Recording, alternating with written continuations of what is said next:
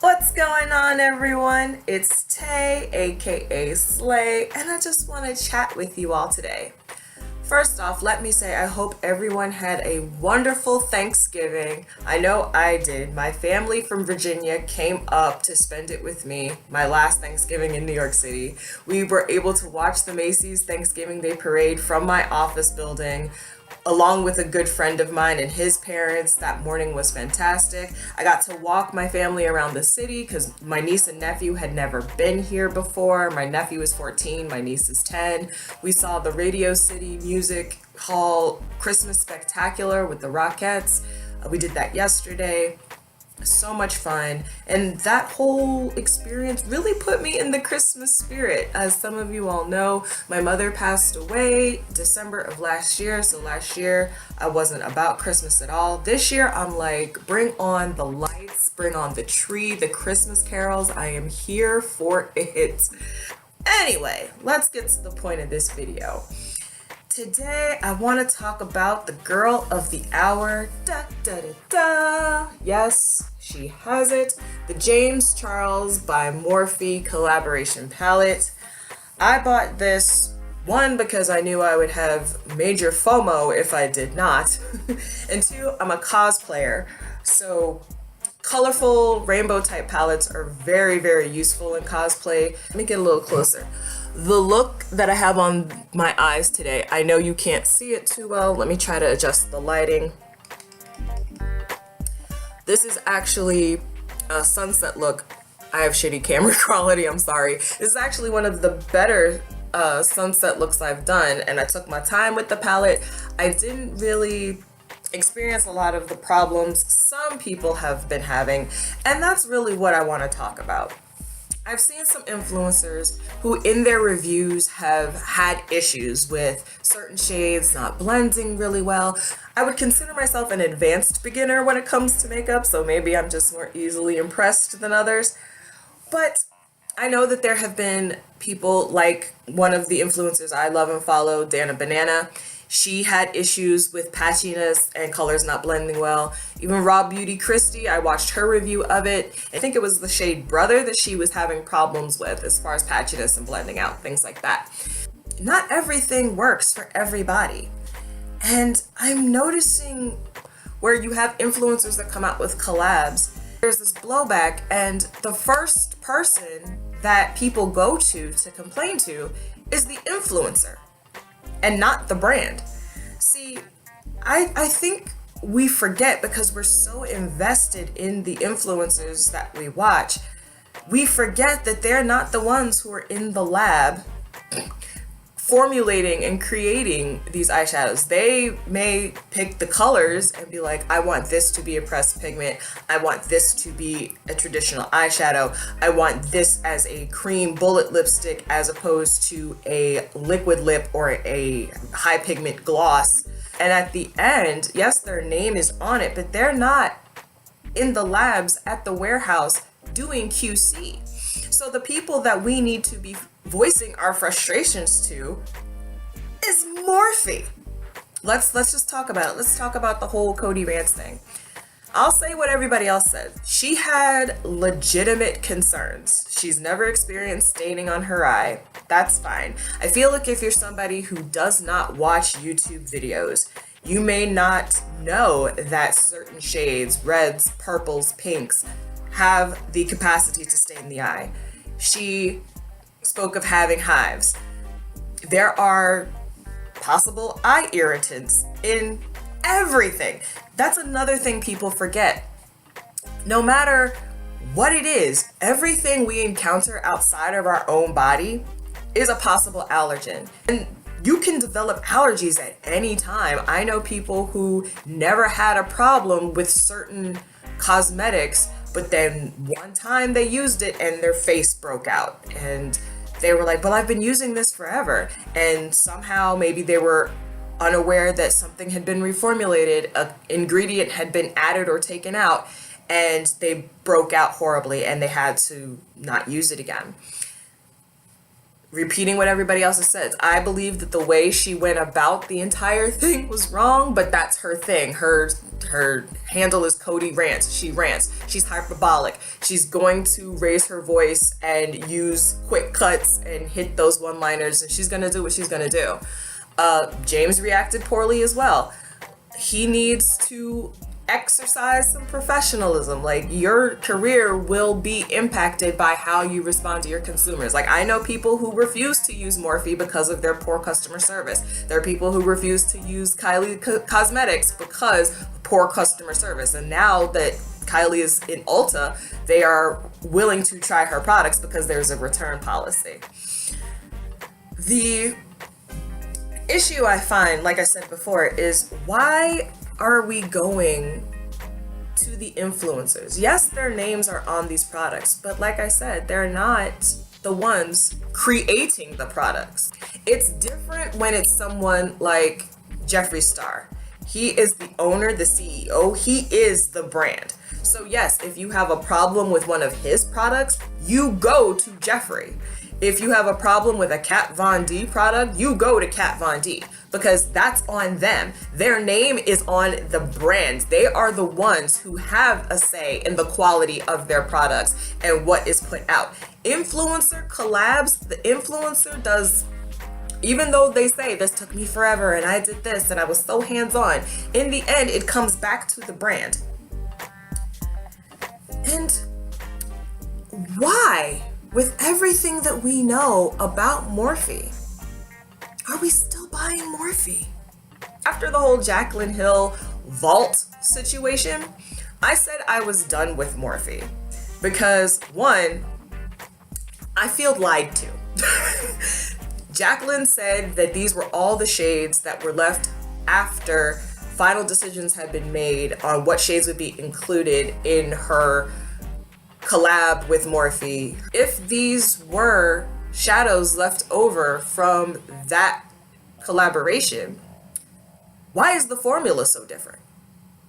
Those shadows in the Jaclyn Hill palette are amazing. It's a great beginner's palette. I love it. I still use it. I reach for it quite often, actually, says I'm trying to go through and use the makeup I actually have instead of buying more. But I love that palette. I've returned to it frequently. Why is the quality so different if these shadows were created at the same time? We all know they weren't. They weren't, because they would be the same quality. Then you have Morphe out here saying or telling Jaclyn that they're destroyed. Oh no, they were just quarantined. What more than likely happened is Morphe told Jaclyn, tell everybody that the palettes that we're holding because of poor quality have been destroyed. So she's out here telling everybody the palettes have been destroyed. What you're getting is a complete repressing, a complete new formula. Then when she does her Let's Chat video, she said, I told you what I was told. Now what I'm being told is they were all quarantined. Who do you believe? I'm like, why are they leaving Jaclyn to deal with all this blowback? Why don't they have her back? Same thing with James Charles. When this Cody Rants thing blew up, and it's like, okay, I'm not gonna lie, I did live for hashtag looks that stain my eyes, because you saw some really creative looks. Like, I wish I was at that level. Maybe one day. But I know a lot of people felt that you were discounting her legit concerns. But if there was an issue about the formulation, about the possibility of staining, eye irritants, why didn't Morphe release a statement? Why do we have to rely on someone such as Kevin James Bennett, who's just out here trying to live his best senior makeup artist, Emmy-winning makeup artist life? Why do we have to rely on him? And Jen Loves Reviews, who I love, she is the sweetest person. I tweeted about her video of the Manny MUA, or the Lunar Beauty Life's a Drag palette, and what he didn't tell you about the red dyes used in that.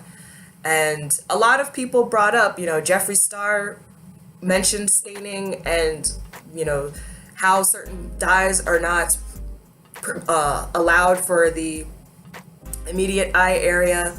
And Manny did the same thing, but to a lesser extent. And I said it was red 40 dye, and she corrected me. She was like, no, actually red 40 is FDA approved, but it's like red 6 and 7. And I was like, I'm so sorry, I could have remembered it differently. And she said, she tweeted back, she's like, it's quite all right, it was a while ago. I love you, Jen, if you're watching this. She's such a sweetheart. But we shouldn't have to really rely on these people to give us that information. I think that we've become very lazy as consumers. We are just so willy-nilly about the things that we consume, the things that we take into our bodies, and the things that we put on our bodies, that we're like, this must be safe because they're selling it. And we don't do any of our own research. You know, how I would have handled the situation with if something had stained my eye, I would have gone to Google. Google is your best friend. Like, do eyeshadows stain eyes? Like, I do that for everything, honestly. I remember I was falling asleep at my desk at work, and I literally typed into Google, does being bored cause you to be sleepy? And yeah, that's a thing. So, thank you, Google. But we fail to do our own research. It's like, what possible eye irritants cause hives, you know? That information is out there. And I'm thankful. I'm so thankful that Kevin James Bennett did his research and put that tweet up. And I'm so thankful that Jen Loves Reviews did her research and put that video out about the Life's a Drag palette. Morphe really should have been out in these streets making sure that James Charles hit certain talking points. They were like, be sure you talk about this, be sure you talk about this. Like I said before, everything that we put on our bodies, everything that we put into our bodies is a possible allergen or irritant. So we have to be very vigilant, you know? And no, a lot of influencers didn't experience the same things because everybody's skin is unique. Everybody's skin reacts differently to different things. But yes, it should have been out there. It's on the packaging. It's on the packaging, but somebody who is just excited to get this in their hands may just be like, we just don't go in and create, and things like that happen. Should James have put a disclaimer out there, been like, hey, just want to let you know, there's a vivid red pigment in here. Red, pinks, and purples have the possibility to stain the eye. So if you take off your eye makeup and you still see pigment there, don't freak out. Just know that it will go away. I feel like somebody who is just getting into makeup might not know that information. Maybe Morphe did tell James and he just, in his excitement, forgot to hit that talking point. But that's when Morphe should step in and make sure these influencers' videos are accurate before they hit the net. Because it's them. It's on them. Anything that goes wrong is on them.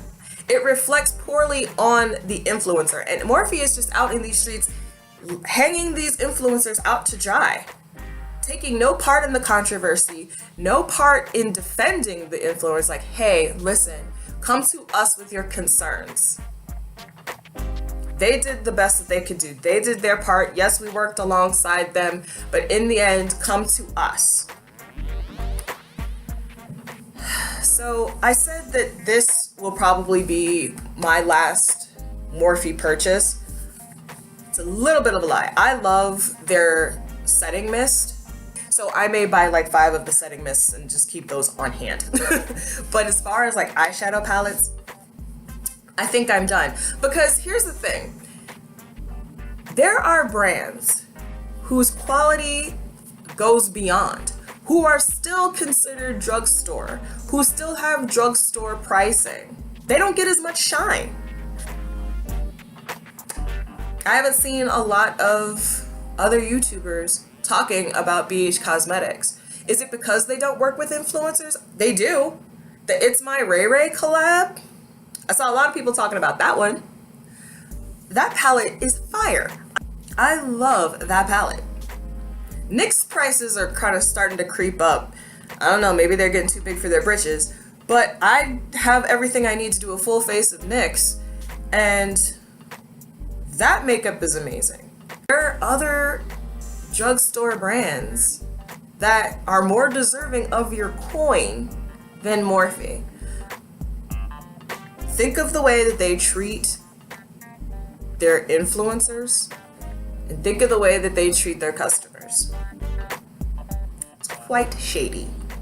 And I really think we need to be out here being smarter consumers and looking into other brands, looking into indie brands, looking into spending our money on brands with better customer service, brands that defend those who work for and with them.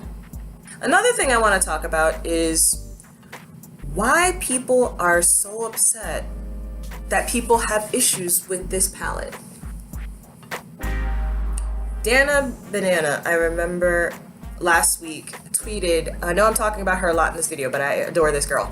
She was so afraid to put up her review of the palette because she's like, I know these James Charles stands are gonna come for my neck because I had a negative experience with it. Ever since Tati and the Emily Noel, the Wants palette situation, I see it more and more when an influencer releases a collab and there's an issue with it. If somebody has an issue with it, they immediately attack the person. The person that's reviewing the palette just insulted one of their children. Like, how dare you? It's not like anybody is saying James is a bad person. It's not even saying that this palette is a bad palette. They're saying I had issues with it. A direct quote from Dana's video. She said, I had issues, but that doesn't mean that you will. This palette could perform beautifully for you. Give it a try. I can't recommend it, but if you have the $39, go ahead and try it. I even tweeted this at Dana when she was like, I'm afraid to put this review up. I said, it's better for consumers. It's better for your audience to see different experiences with the palette. Because if they only see the positive, if they only see, this is working so well, this is working so well, I love this palette, it's working so well. If they don't see your review, when they get the palette and it doesn't perform the way it performs for everyone else, they may take that as, maybe I'm not as good at makeup as I thought. It must be me. I must be having issues. I must not be worthy enough to hold this in my hand because I'm the only one having issues with it. I don't think you should only put out a video if it's a positive review. I wish that people weren't so reactionary when it comes to their faves. I'm not a James Charles stan. I used to follow him. But at some point, I think things just got to be too much for me, so I unsubscribed from his YouTube channel. And I think that was way before the whole Marlene Estelle Netflix debacle blow up that he had. And I was like, boo, like, you could have handled this in such a different way. You could have said nothing. Instead of going off on social media, you could have just gone ahead and done your own documentary, released it, and then have people contrast and compare. It's like, here's something on YouTube and here's something on Netflix. And we could have had both points of view as from someone who is solely an influencer and someone who works in the industry and someone who was an influencer who became the owner of her own makeup brand. So who has seen it from different levels. We would have lived for that comparison, but you wanted to go off. You just couldn't rein it in. Maybe that's just something that comes with age, because I'll tell you right now, the person I was in my 20s, I would have been like, you don't know shit. Like, but me now, I'm like, I just don't have time in my day. And isn't there enough negativity in the world? Like, I just don't feel the need to contribute. I'm here to spread information and love, okay? No, it's not sunshine and roses all the time, but I don't see a need to really to attack somebody that doesn't pay my bills. I'm not going to defend somebody who doesn't know me from Adam. James Charles doesn't care if I cut somebody else down in his name. James can be thankful, be like, listen, you guys don't have to start fights for me. It's fine. But I could never stoop to trying to cut somebody down and making them feel less than because they didn't like something that I liked. We all have different tastes. We all have different points of view. We all have different opinions. We all like different things. There are probably James Charles fans who didn't buy this palette because they're like, either like, I just don't need it, or I have enough rainbow palettes, or I wish he would have collabed with somebody else because I don't like Morphe. Would you cut them down for that? If you were really a fan of James Charles, who are you to determine another person's level of fandom? I see this a lot in the geek community. They're like, if you were a real fan of this, you would care about this. It's not your job to police how someone supports their fave. I love Karen, aka I love Sarai. I watch every video of hers the second it drops. There are times where I've been watching a YouTube video and I've gotten a notification for her video and I have stopped what I was doing to watch her video. I did not buy her collab with Dose of Colors. It was way too similar to the Dream Street collab and I didn't feel that I needed it. That doesn't mean I support Karen any less. I don't think I deserve to be dragged simply because I didn't buy that one collab. That's not gonna be the last collab that she does ever. Like, she's collabed with ColourPop. I bought both of her collections. I love Makeup Shayla, we all know this. I bought her entire collection from ColourPop. I didn't buy the Shea Day lip collection because I'm like, I already have these colors. That doesn't mean I love Shayla any less. It just means I don't need it. And there shouldn't be pressure to support someone any certain way. Let people like who they like and let them support them how they choose to support them. Just by being subscribed to James's video and watching his videos, you're supporting him. By following his Twitter, by following him on Instagram, you're supporting him. You do not have to be all up Morphe's ass to support any influencer. And no one should feel the need to browbeat somebody into supporting someone else. Nobody should feel the need to browbeat somebody into loving a product. It's not like anybody is out here insulting James personally when they review this palette and say, I had a less than great experience with it. It's makeup. It's an artistry palette. It's an inanimate object. Yes, James may feel very personal towards this because he worked on it. And I get it. It's his baby. But you can't control how things are going to perform on somebody else's eye because we all have different skin types and skin textures. There are people with very oily lids who may still not have a great experience with this palette. There are people with very dry lids who could have a less than perfect experience with this palette, no matter what primer they use.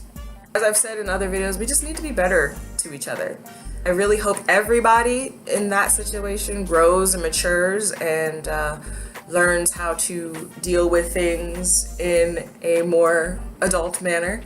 People really need to chill out when it comes to makeup because it's not that serious. We wash it off at the end of the day. It's not a matter of life and death. So 2 main points to this video. Explore other brands because Morphe is really not that girl.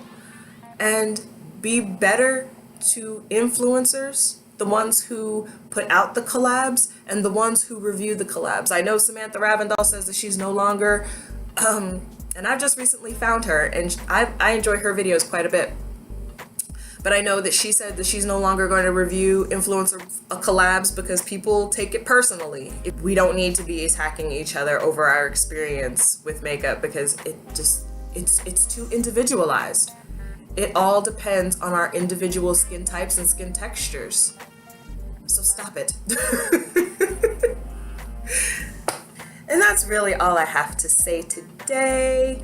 I hope you all enjoyed watching this video. If you want me to do a tutorial on this look, please let me know. I'll see you guys in the next one. I know there are a million other videos you could have watched today. I humbly thank you for coming to slay. Bye guys.